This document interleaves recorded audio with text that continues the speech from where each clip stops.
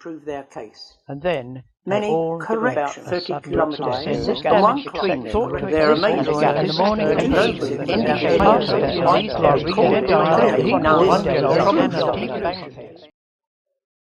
The Amazing Flagella of the MO1 Bacterium by Malcolm Bowden.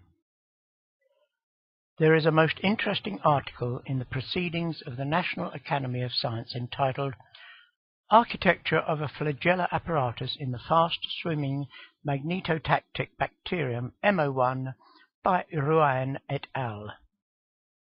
The team had examined the bacteria MO1. It has a minute egg-shaped body, 2 micrometers long by 1.5 micrometers diameter. A micrometer is 1/1,000,000th of a meter. There is a flagella at each end, 3 micrometers long and 2 nanometers diameter. A nanometer is 1/10000000th of a meter. If you laid 900 of them end to end, they would stretch across the 1.8 millimeter diameter of a pinhead. It was found to have an amazingly intricate flagella that enables it to move much faster than most other bacteria. Each flagella is a sheath that surrounds 7 filaments that all rotate in the same direction. They are twisted in a spiral along their length, so that when they spin, they thrust the water in one direction and the bacteria is propelled in the opposite direction. Scientists have puzzled how these closely packed filaments could rotate so fast in the same direction, yet not generate huge friction between them. Were they to touch, their surfaces would be rotating in opposite directions. They examined them using very advanced techniques. The secret of their ability to rotate very fast with little friction is that between each of the 7 filaments they have 24 tiny fibrils which also rotate but in the opposite direction. They act like small gear wheels between larger gears. Thus there is little friction within the sheath. The filaments spin at hundreds of revolutions per second, and you begin to see this as we speed up the rotations.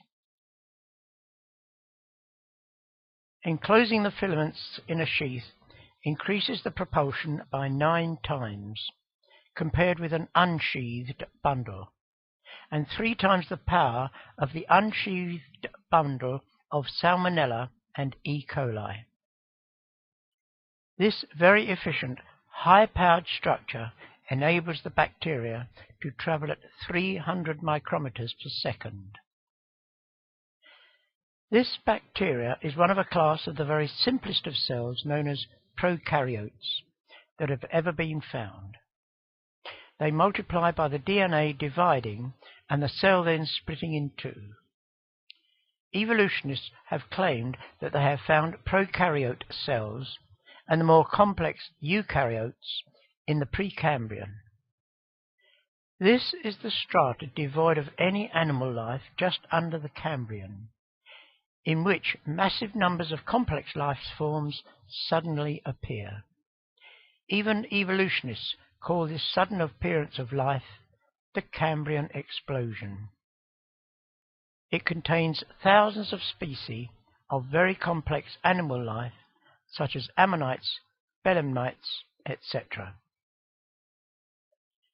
Evolutionists have claimed that small marks in the Precambrian are cells, because he badly needs some form of life before the immense outpouring of the complex life in the Cambrian. Personally, I do not think that they have found any real cells in the Precambrian. If evolutionists consider the first cells were prokaryotes, then the MO1 bacteria is one of them. The question then arises, how could such a complex mechanism as the MO1 flagella be one of the first cells to exist? Surely no sensible person would accept that it simply came together by a series of chance happenings. But let us continue to demonstrate just how complex this flagella is. One expert said, typically, any geared engines have no more than 2 motors. The best we could do in a helicopter is 3 engines and a multiple gearbox to sync the engines. This simple bacterium has nearly the same number of parts as a Boeing 747, 6 million, which, like the aircraft, work together perfectly. But these parts allow the bacterium to do something the 747 cannot do. That is, multiply itself. Note, the MO1 bacterium has 3 more motors than the Boeing model. The unsheathed flagella of the Salmonella and E. coli bacteria motors can drive them at a speed of 15 body lengths per second. A cheetah achieves a land speed of 25 body lengths per second in comparison, and that's in air, not fluid. The MO1 bacteria can swim a massive 150 body lengths in 1 second. It has been called the Ferrari of flagella due to its high speed. Now I ask the viewer to pause at this point. Evolutionists would have us believe that chemicals in the primeval soup gradually collected together and formed themselves into simple cells. These are portrayed as a wavy edge shape with a black dot representing the nucleus in the middle. What could be simpler? Yet here we have a drawing that gives just a few of the very basic organs that are in all cells. Every cell is phenomenally complex, highly organized, and very efficient. In the MO1 bacteria, we have one of the simplest cells ever found, a prokaryote. Yet it already has a very complex flagella with many moving parts that enable it to swim extremely fast. I ask the perfectly reasonable question, how could this highly efficient organism have arisen by 1 million small chance mutations to produce this amazing result? Yet, here we have even the simplest cell as a highly complex bundle of 7 filaments and 24 fibrils that greatly reduce friction and allows the bacteria to swim very fast indeed.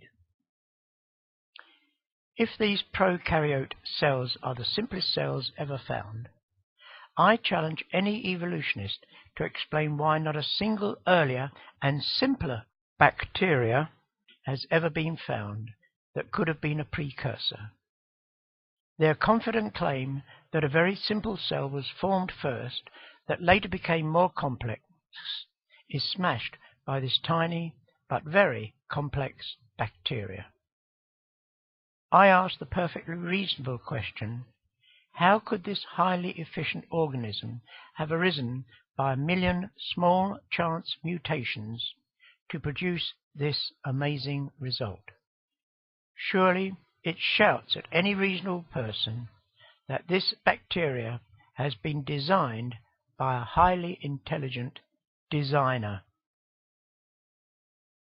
This bacteria is not the only example of highly complex organisms, some of which are found in very early life forms. I have shown in other videos. 1.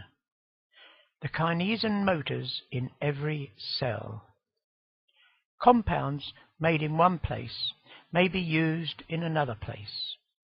These motors place the chemical on their head and walk along the microtubules to the place where they are needed. 2.